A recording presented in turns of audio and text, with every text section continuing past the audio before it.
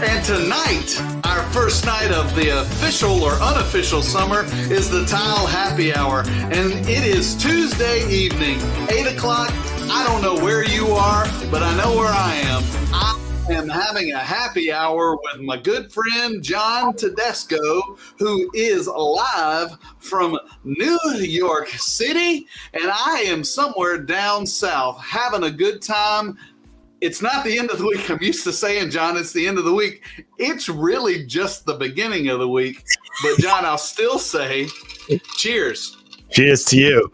Yeah. I feel like I wish it was Friday, but I'm happy to be here. Tuesday night is our new summer hours. I think, we've had a bunch of people asking for us to be on in the evening, and we're really excited about this. This is really a good development.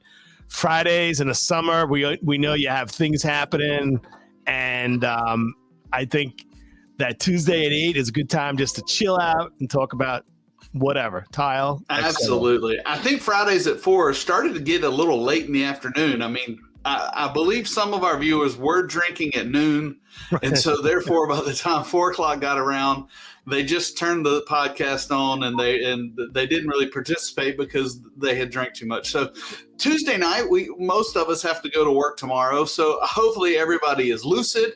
Maybe you got a cocktail in your hand. Maybe you've had dinner or getting ready for dinner, and you have found the Tile Happy Hour podcast, where we talk about anything and everything tile related, tile industry, tile design, tile installation. I'm not going to say we know it all, but with you watching, this is your show. You know it all. And if you're watching right now, let us know where you're from. We can bring you in. And if you're watching on a replay, we still want to hear from you. Yeah, tonight is open mic night. If somebody has a comment, they want to jump in, let's do it. Yeah, so we're live on Facebook, on LinkedIn, on YouTube. And I always miss one. You can never get four.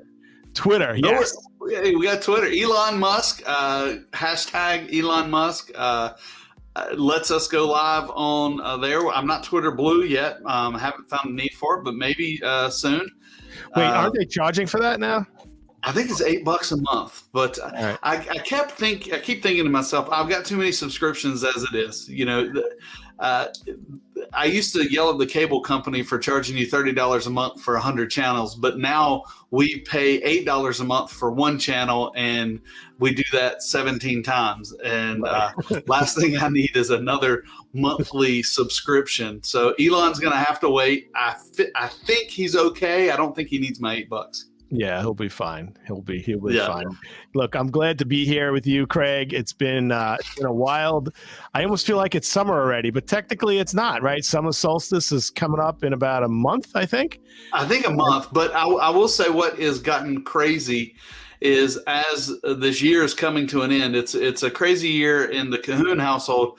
I've got one graduating from high school, so his high school career ends tomorrow, which is crazy to me. And so that is kind of what got me thinking about this. My wife's a teacher, and I've got another one in elementary going into middle school, which is crazy also. And so they're like counting down the days. We'll be out in 12 days, 10 days, 3 days. And I was like, John, we got to do something because I got to get these kids out of the house. So we started talking about it, and like you said, there was a couple other people, Fridays, people jet and they're going someplace. And it's true. I got big plans on Friday afternoon. So glad that we're here with you. If anyone is watching this live, please let us know where you are watching from. If you're watching this on a rerun, still post a comment. We'll get back to you. We'll say hello. And it's Tuesday. I really feel I'm getting used to that. This show means the weekend is here, and that's right. Yeah, normally my wife is standing at the door going, okay, are you ready? Are you done yet? So we can go to dinner. And now everybody's like asleep. So, today is there's a national day today. I had to tell you about it. It's the National Mimosa Day. Oh man, I wish I'd have known that. I didn't have what I needed to make a mimosa. And in celebration of National Mimosa Day, I have my gin and tonic. I don't so I was running behind because it's Tuesday, so it's Taco Tuesday, and so I have my Leroy cup with sweet tea. Is Leroy a thing? I never heard of Leroy. Yeah, I'll tell you that story.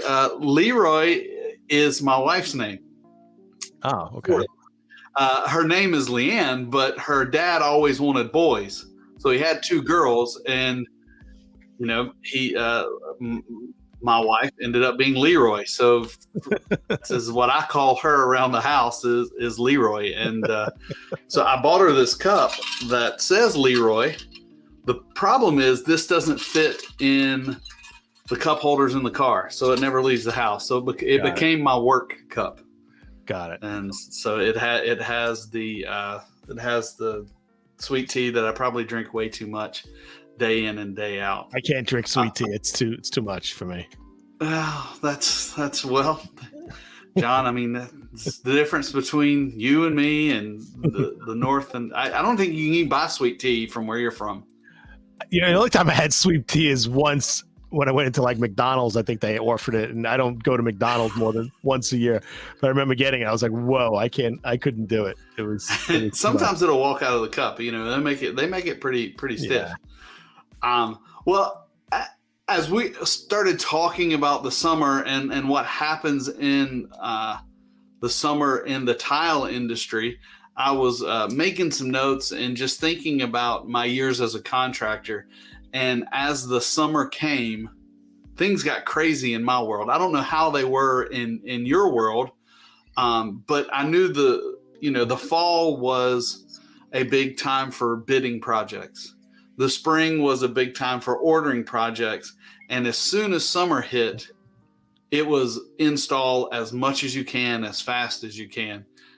And that was kind of my summers for 20 plus years, trying to get these schools done because they have to be done before schools start again, or they're on some sort of a budgetary schedule where that year's got to finish up and they got to do that. So summers were crazy in the install world. How was it in the distributor and the design world on your end? It's pretty interesting. I would say that depending on the level, the type of project, right? I service the Hamptons, for example. I mean, if something's not done by now, it's not getting done. Like, people are spending an insane amount of money being out east on Long Island, and those things have happened already. I'm sure there's last minute stuff going on now the next 3 or 4 weeks. If somebody owns out there or they're renting, I mean, the rentals are like, there's rentals out east that go for hundreds of thousands a month. I mean, it's insane. So high-end rentals, all that stuff, they've gotten that stuff done during the winter. A commercial project, the commercial projects keep going. There's no timeline. I'm doing a lot of hospitality projects, cruise ship, hotels. There's no such thing cruise ship. You're putting tile on a cruise ship? Yeah.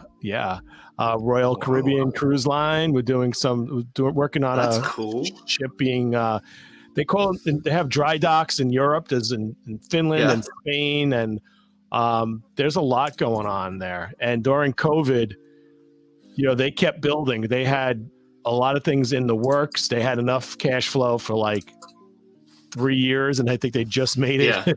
And they're still going. Those things don't stop. And the supply chain was a little messed up, so they certainly, literally, one of the projects I'm working on now for a cruise ship, the last time they ordered this one particular item was 2 years ago. Now they need more of it because they're just getting back to a certain part of this project, and it's discontinued. Oh, wow. And that happens all the time. Now we're scrambling to try to find an alternate. It's a bit of a challenge, but so it depends on the project. If it's commercial, it keeps going. Residential, and then also residential, like on a smaller level, like an individual home. Yeah. For the most part, people don't want to do too many renovations on the inside during the summer. So if nothing else, they're out and about, and they don't want any grief during the summer. That's funny that, I guess the vacation market I see, everything's got to be done by Memorial Day because just as, with our place down at the coast, I mean, that's where we make our money is between Memorial Day and Labor Day. You want to get everything done by then. It was just, I guess, because I was in the commercial world and doing a lot of bid work, there was a ton of schools that needed to be done and you can't do them with the kids there. Well, so you did them, especially renovations. You had to do them during that time. And I just remember we had those crews. That's what they did. They did a school, whether even when I moved into some soft flooring, you're doing VCT in every hallway of a school and 4 or 5 bathrooms. And it was just, all the day and come, the first day of school, you had to be done regardless. Yeah. Oh, there's a scramble. Let me ask you, what about exterior tile work? I mean, those have to be some really specific conditions that you can and cannot work with setting materials. Yes. Yeah. And I would say there's a balance because you can't do it in the winter, well, depending on where you are, the freeze thaw and all that stuff. Right. It'll get you. And then you can't do it in the heat of the summer because then you have the sun baking it. And that's one of the things I was always worried about is, when we're out there troweling the side of a wall in the summertime and your thin set will skim over quick. And there's nothing worse than you not getting proper coverage on the outside of a building because it's skimmed over. Yeah. And then the reverse happens in the wintertime, it's too cold and it never cures. So there's a happy spot for the outside. We used to buy tons of tarps and tents, especially when we had scaffolding up for the exteriors of buildings. We'd tarp it and tent it. Right. And sometimes we'd put fans in there just for one thing, to keep our guys from getting dehydrated, but also to keep that thin set from skimming over. I actually put that out on Twitter, and if you're a Twitter watcher, if you see those polls come out, please vote in them. Let us know. There's 4 things that I kind of thought of as an installation guy what the summer brings. It brings skimmed over thin set, terrible grout haze because once again it's thin, it's so hot, tough to find cool water, and if you've ever mixed thin set with cool water and hot water, there is a difference and it can mess up your mix. Now you're still talking interior work, but interior is impacted by the hot temperature, correct? Sure. Yeah, I mean most of the high-rise buildings that especially tile goes in so early, normally as soon as you get the building dried in, you got tile in. So that's not conditioned. I've been in buildings on the 23rd, 24th floor with no windows in it, and a water hose run up from a hose bib 20 stories down and those things. And then when you don't have air moving, dehydration becomes an issue, not only to mention the problems with your setting materials and your grouts that they can cause. So those are the 4 things I kind of put out there. I don't remember the 4th one. What was the last one? It was a thin set, skimming over, grout haze, finding appropriate temperature water, right, and then dehydration. Actually, the non-conditioned space, the actual person. I don't understand what you just said. Dehydration? Yeah, what do you mean? Are you dehydrated? Yeah. It means you don't have enough water and you can't function correctly. Oh, you mean of dehydration of the person installing the person? Yes, yeah, the actual person. Yeah. I had a hard time going over from switching from the tile problem to the person problem. Yeah, that's an installer problem, not an installation problem. Oh, I see.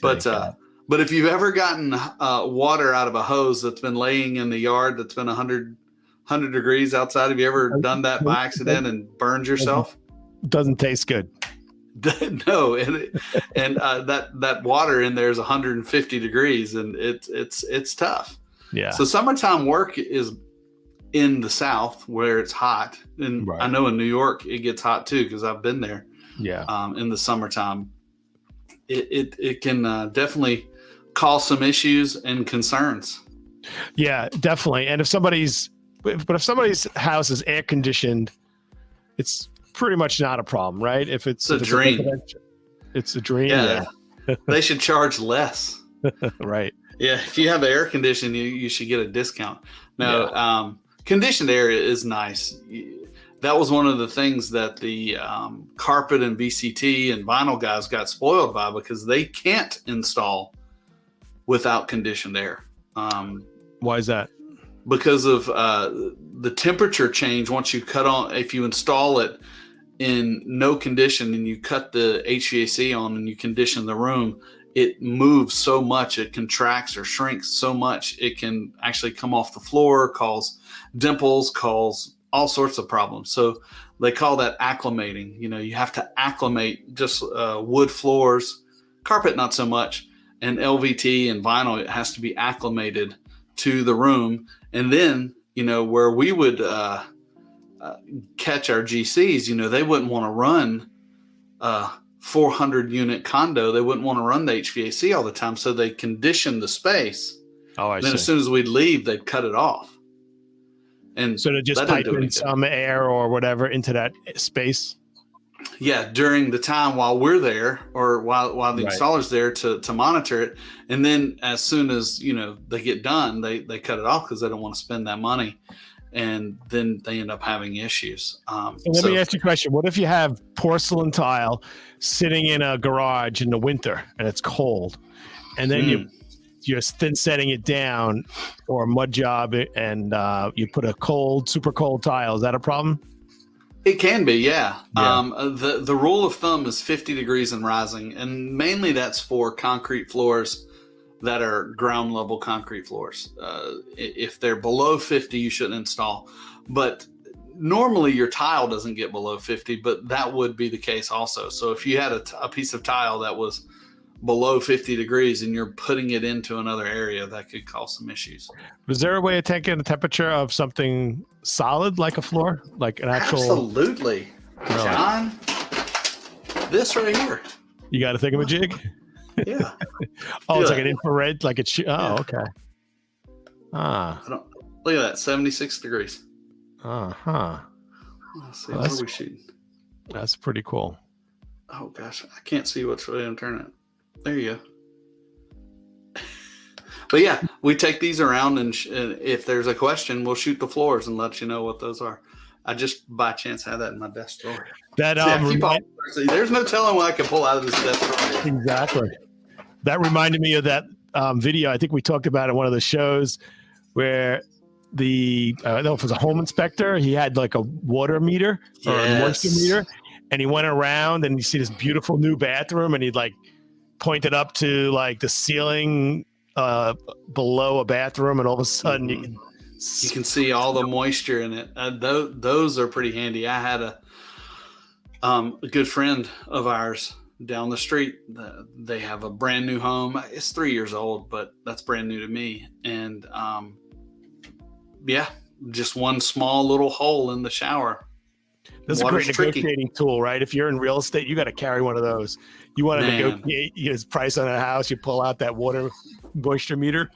Yes, I would say if I was a home inspector, I'd charge extra if I had that. I mean, oh, absolutely. No, that thing is that, and they probably could rig them up, like make believe there's a problem there isn't. Oh my God, sure. That wouldn't be nice. This is terrible. Tear it all out. Tear it all out. Well, John, I get questions all the time, so let's do a little question and answer. How about that? Oh, okay. Okay, I got this. I don't have any questions for you. You have questions for me. That's okay. That's okay. You're doing the answering. All right. So good. I got this as hot off the press, hot off the printer. I'm looking to place an order of your Castle Blue denim 3x12 subway tile. So okay.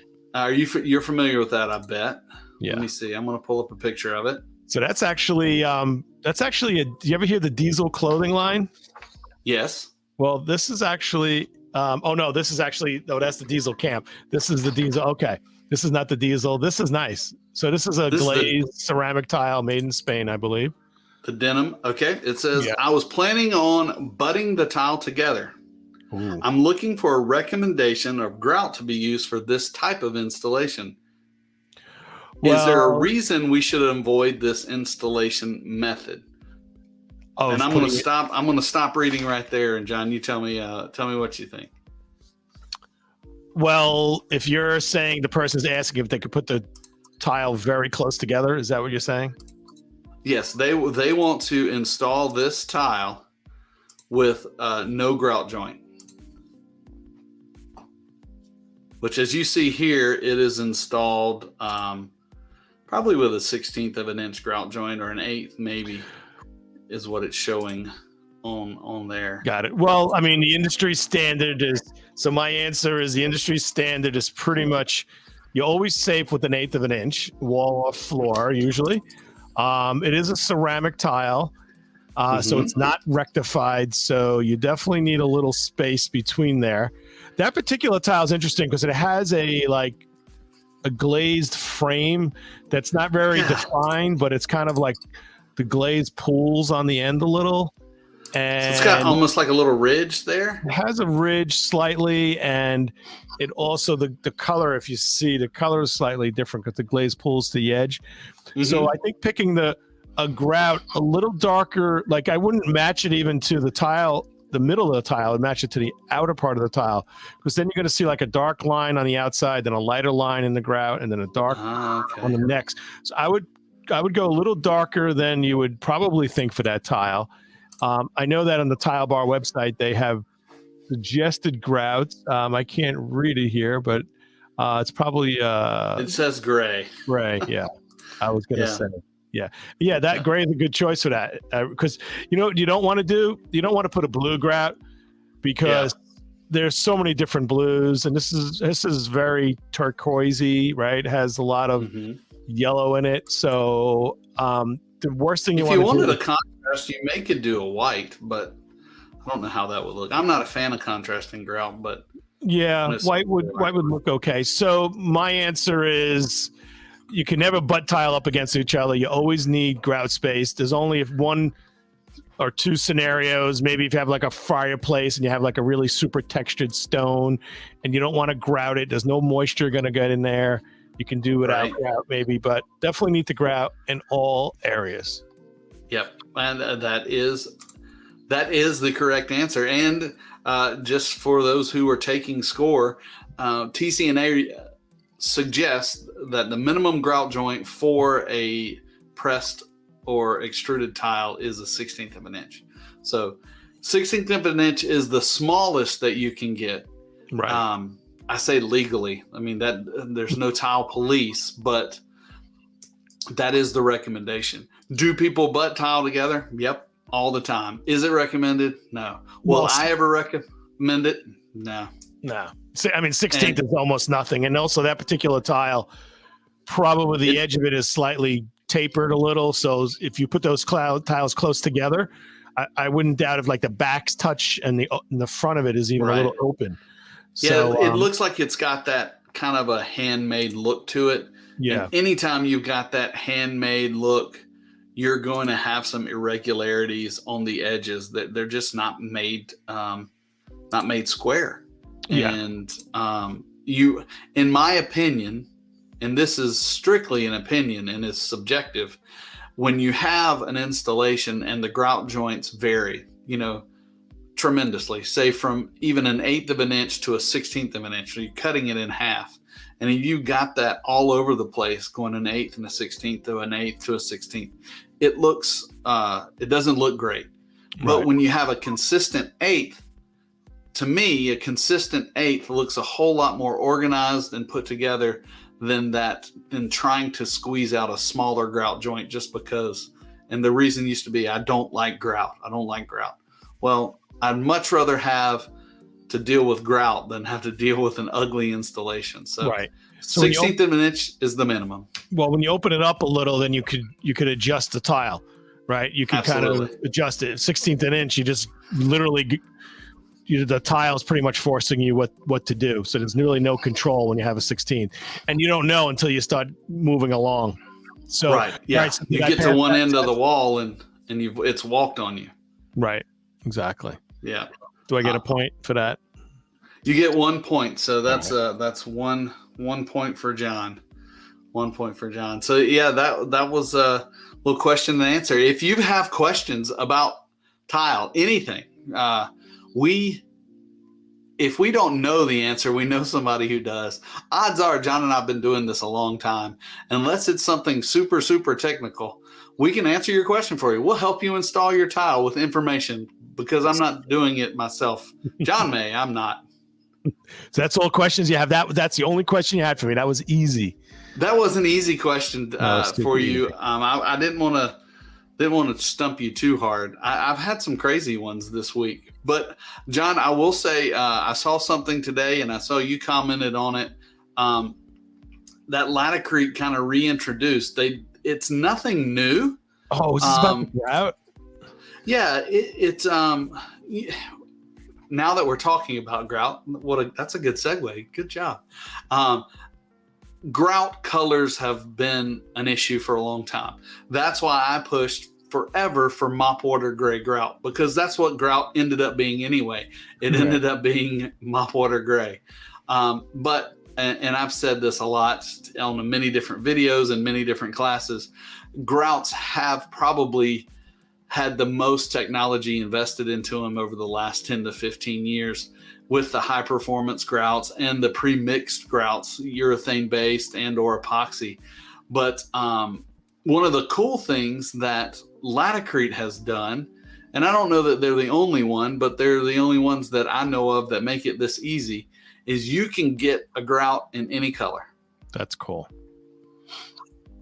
Any color.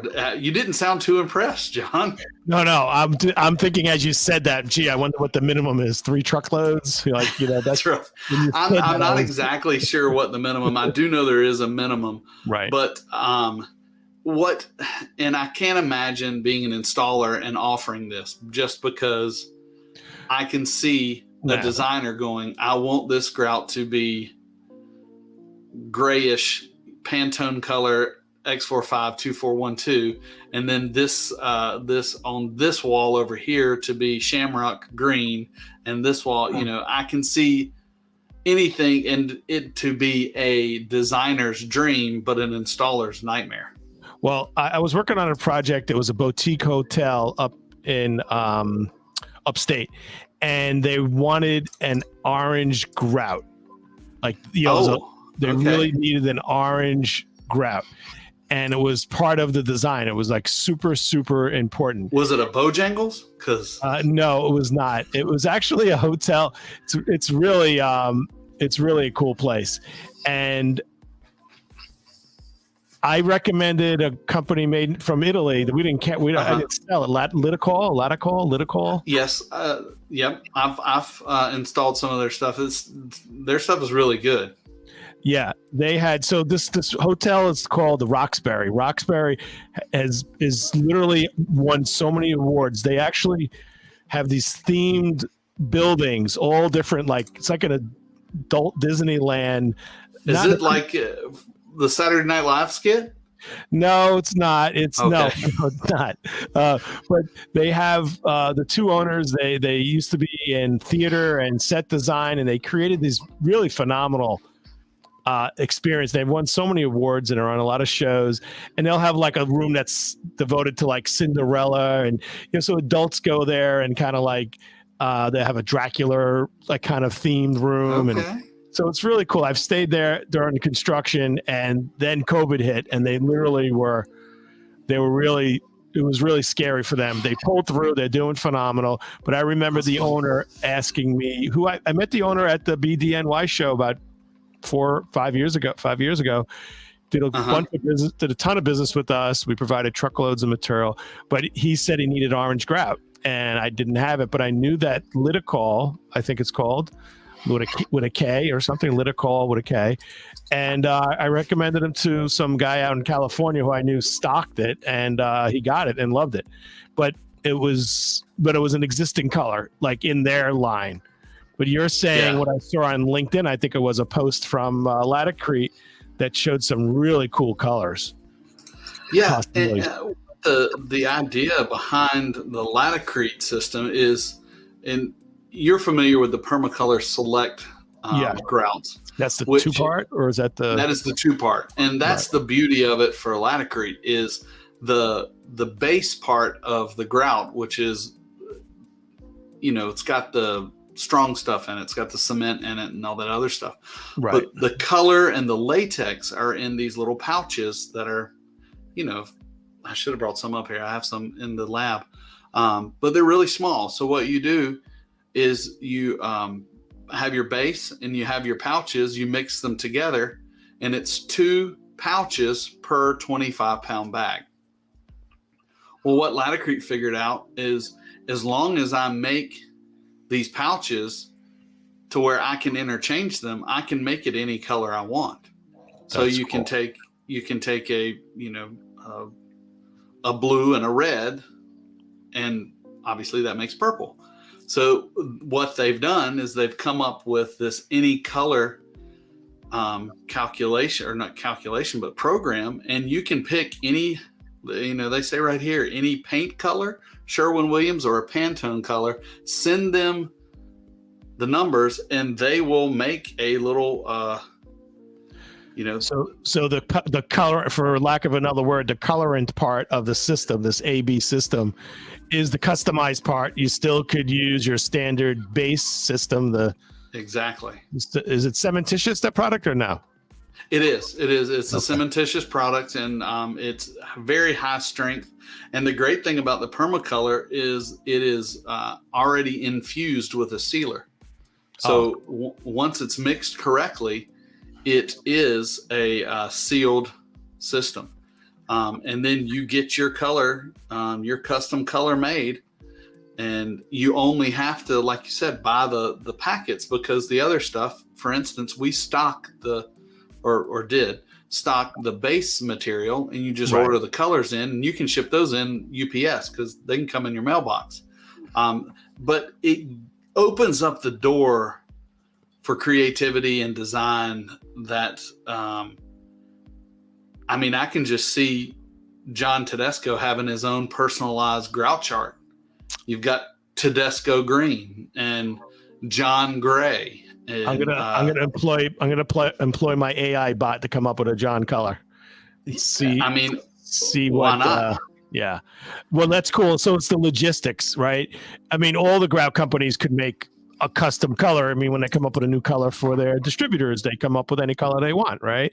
But that's something different because they're making a big commitment, adding it to their production line, adding it to their grout charts. Right. It's a whole nother animal. So the ability to make something, any color has been there for a long time, but it's the logistics now makes sense because in this system, the base, the heavy part of it is already in stock in warehouses across the country.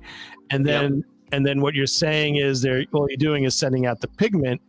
That's pretty cool. Now, we talked before about the weather, the temperature. I know that regular grouts, the old-fashioned grouts, are really super impacted by how it cures, and then how quickly it cures or how quickly it doesn't cure, and that changes the color, particularly if you're grouting like at 2 different days. How susceptible is this system to that? These are very stable.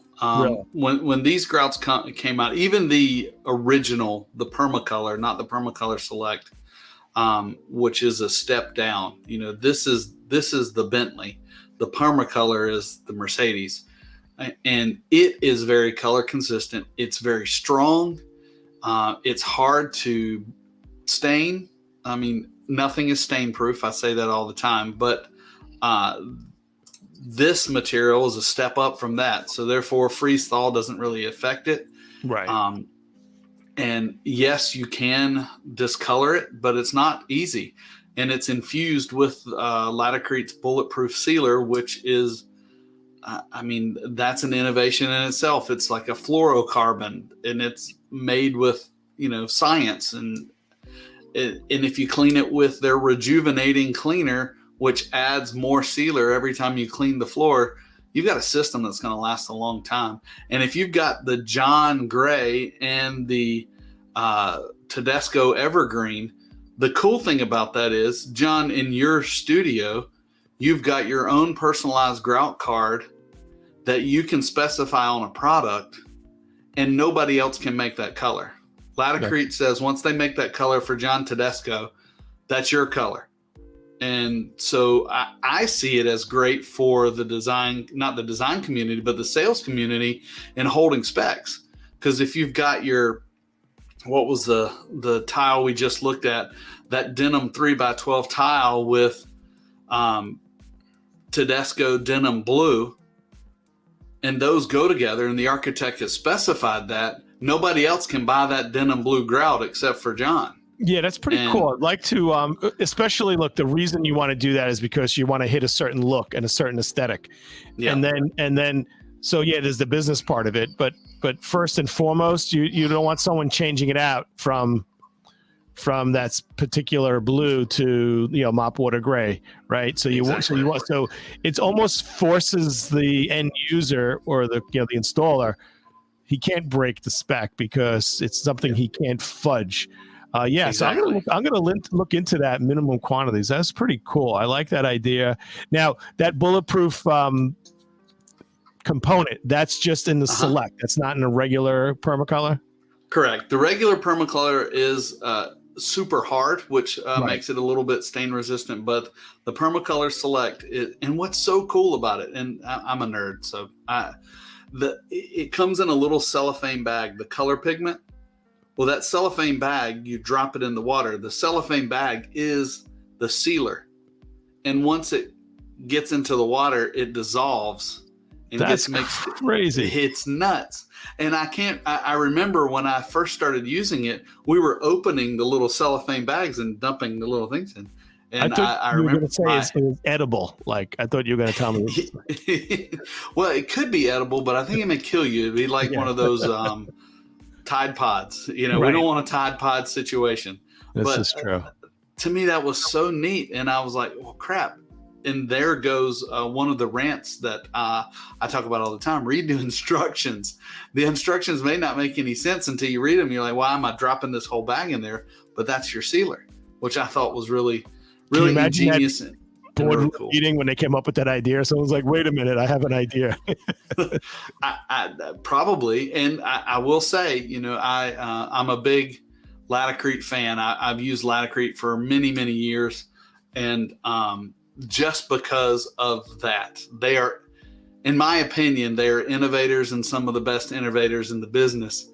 And I'm excited I'm excited when they release new stuff, and they are blazing the trail for a lot of things. I mean, they created Thinset.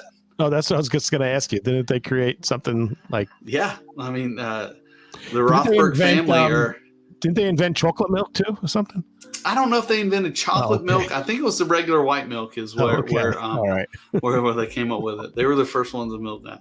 But yeah. Wait, so I cut you off. They invented Thinset.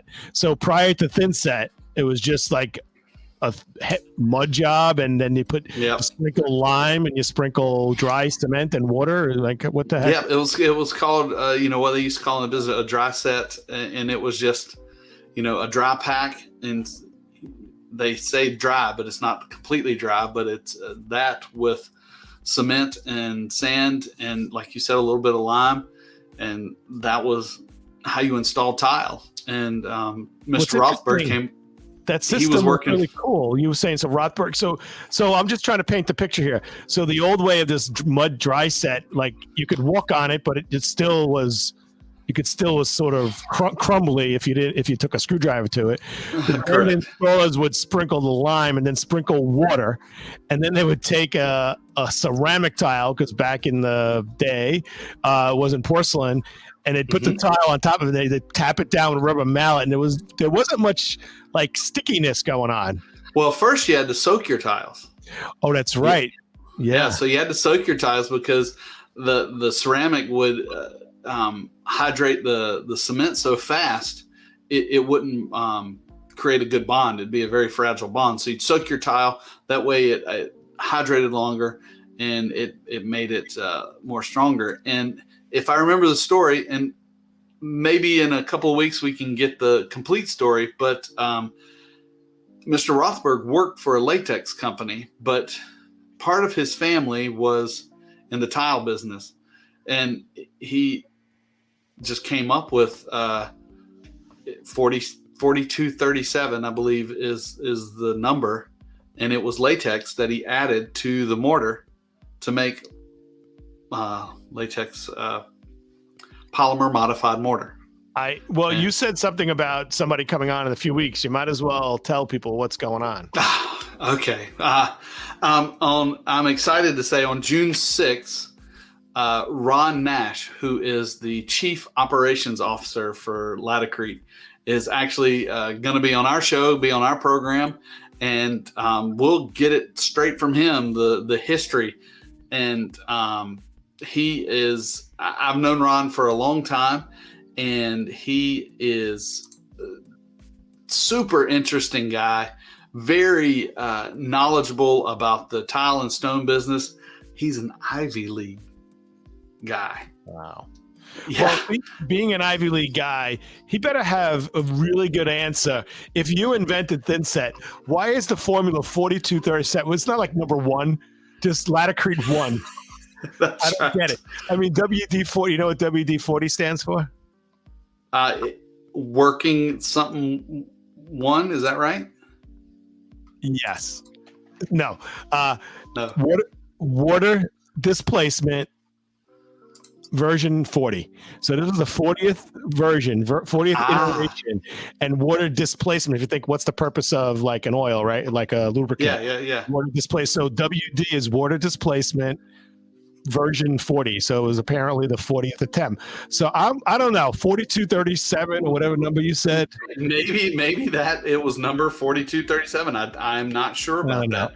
I'm not impressed yet. We'll have to see what he says. But Ron he was, like I said, he's super smart guy, great artist. If you follow him on social media. He is a photographer. He does pen and pen. So I'm excited beyond means to welcome Ron on and just talk with him about tile, about Laticrete, and maybe whatever else. Yeah, I'm looking forward to that. So that's in a few weeks, June 6th. We do have a few other guests coming on. Stacy Garcia is coming on in the near future. So looking forward. Oh, speaking of Stacy Garcia, so there's an event this week. So in New York City, there's the Design Week, which is starting this week and next week. And it's International Design Week. It's called the Festival. It kicks off with a show at the Javits Center called the ICFF, which stands for what, you know? ICFF, International Country Creativity Fellowship. All right. Is that close? No. International Contemporary Furniture Fair, ICFF, is pretty much, I don't know if it started out only as a furniture show, but there's all sorts of, goods there, finished goods, case goods, things like that. Big show at the Javits Center. So that's the 20, I think it's next Monday and Tuesday. Where's the Javits Center? You say that all the time. I mean, you almost have stuff there every week. So Jacob Javits Center is definitely one of the busiest convention centers in the country. It's on the west side of Manhattan. Super big place. There could be like one of the biggest trade shows you ever been to, and there's like another one going on at the same time in another part. Kind of like Orange County Convention as far as big, but looks nothing like that. It's really cool. I guess it's stacked on top of each other. It's got to be, right? Yeah, it's all the kind of lobby area. Lobby's not the right word. It's like, I don't know, 30 stories of like glass. It's like you're inside, but all you see is glass. The ceiling is glass, and it's really cool. So Javits Center hosts a lot of events, and then that's kind of the kickoff to the design, or the highlight of Design Week.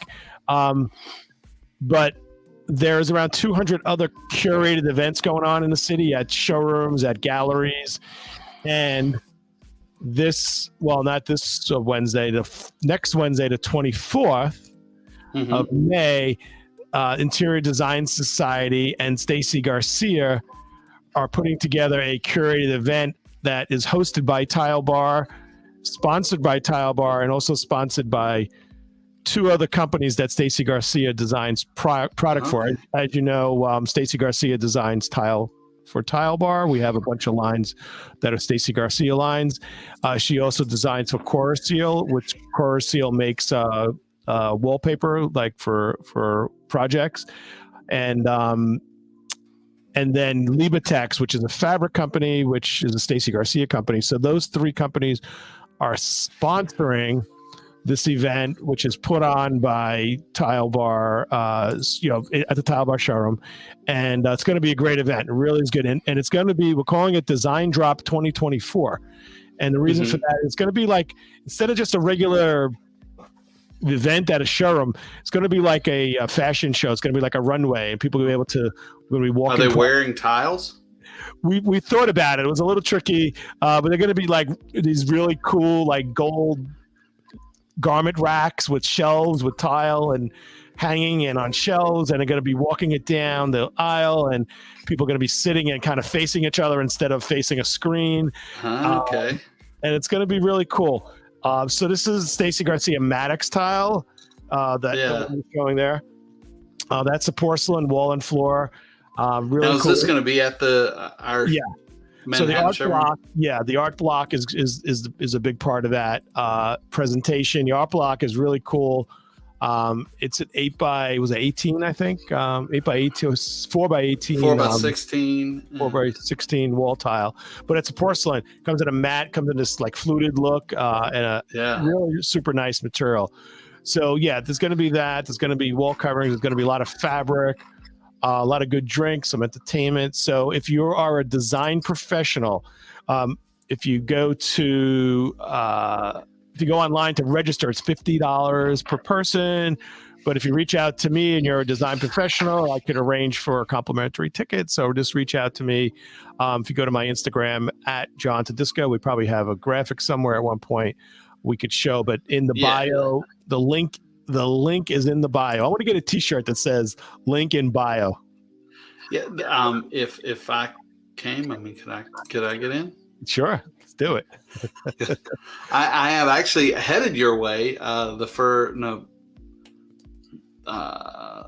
June 14th, 15th, and 16th. I'll be in the city. So June 14th, you're invited to an Interior Design Society event in Soho, June 14th in the evening. So if you're in town, let me know. I'll get you a ticket. Look at that. Already it's a Wednesday night. Getting invited to places in New York City. Yeah. I have made it. You have made it. I look forward to having a conversation with Stacy. I know I've spoken to her briefly last year at our sales summit, and I look forward to her perspective on the design. Maybe she can tell us what's hot for this summer and what's going on in her life. Yeah, she's got a pulse. She's got a pulse on style. She's really dynamic, super dynamic. Well, you know what? I'll ask her about some combos, like, do these pants match this shirt? Because I can always use some help there. You know what? I think doing a Tuesday night is pretty cool. It's chill. There's no like you said, you want to get out. It's Friday night. And so this is kind of like a new beginning for us because we're doing a Tuesday night. We're doing it 8:00. You could chill out, have a drink. And it also opens us up for some guests. That's been our challenge on a Friday afternoon. There's a bunch of people who really have been talking about our show. Can you remind me what episode this is? This is episode 11. Damn, I was going to say 8. No, this is episode 11. Wow. So we've had a bunch of people that we bumped into at the trade shows, people who've reached out to us on social media and interested in, joining the conversation live. But the timing has been a challenge on a Friday afternoon. So we're glad to do it on a Tuesday night. If you are somebody out there and you are interesting, let us know. And not just interesting looking, but actually interesting. Exactly. So really, if you want to recommend a topic or a subject or a person, absolutely. This is going to really, these first 11 episodes have been really fun, but they've been kind of like a learning process for us, learning the technology, the tech part. It's amazing how much between the mics and the lighting and the graphics and all that stuff, just to get that to where it's somewhat smooth, but every week it's always something like 8 minutes before we go live, right? Yep. We had that, my lighting falling down before, and all that good stuff. But it's been a learning process, but we're learning together with you. We're on Facebook, Twitter, LinkedIn. I swear I can't do 4 things. I can only say 3 at a time. YouTube. All right. So we're on all 4. And they're right there on the screen in front of you. Well, you don't have TikTok, but I've got. That's true. We're actually not broadcasting on TikTok. I hadn't really figured out how to do that. I thought about just having it up here, but anyway, different conversation and another technology that I probably don't need to deal with while trying to deal with all this. Yeah, exactly. Well, I think it's been a good time switching it to this evening. Really happy you guys are watching out there. Shoot us a message, a private message, post it wherever you'd like to do. We're going to see you guys next week. We have many guests coming up. Ron's coming on in a few weeks. Stacy in the near future, and it's going to be good. Hey, Craig, I really think I would like to wish everybody a nice weekend, but I can't. No, it is a good rest of the week. Yeah, it's true. Good rest. The weather here in New York is just insanely phenomenal. It was beautiful weather this week. Yeah, it was really super nice. So anyway, this is John Tedisco, and I'd like to wish everybody peace, health, and happiness. And I am Craig, and I hope you do have a great rest of the week. We're always here. Just look for us on our social media platforms. And as always, keep learning together, and let's tile the world.